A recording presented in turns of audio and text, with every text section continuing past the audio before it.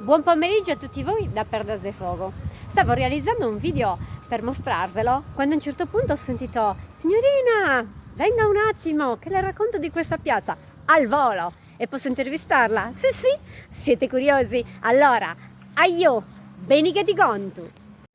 Ho incontrato questo simpatico signore che è signor La Giuseppe, e ci racconterà qualcosa di questa piazza. certo, li posso raccontare che adesso è bellissima la piazza, però io 80 anni fa l'ho conosciuta diversamente questa E piazza. quanti anni ha lei adesso? Ho fatto 90 sabato al 19. E tanti auguri, io sono nata il 20. Il 20. Siamo quasi coetanei. E però cambia la differenza. E, a quel tempo questa piazza era adempita a Era di trebbiare il grano. Ah, era un'urgiola. Brava, brava, tutta era orgiola questa. E portavano il grano a trebbiarlo con i buoi e la pietra dietro. E perciò l'ho conosciuta un po' di pochettino.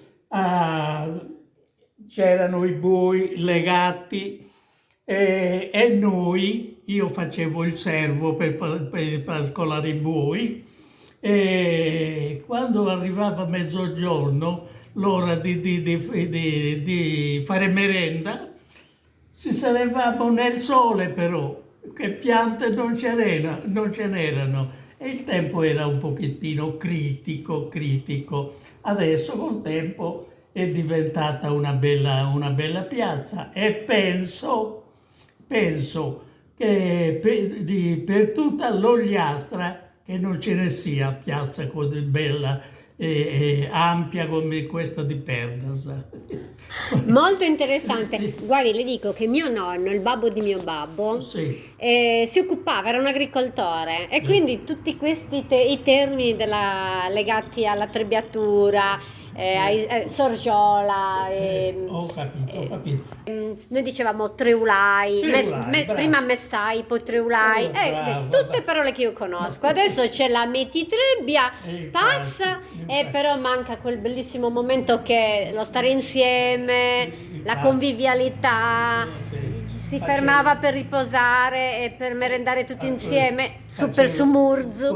Quando facevano il pranzo, allora, si faceva una volta all'anno, facevano un bel pranzo di carne arrosto, culurgionis e tutto quello che potevano fare le donne.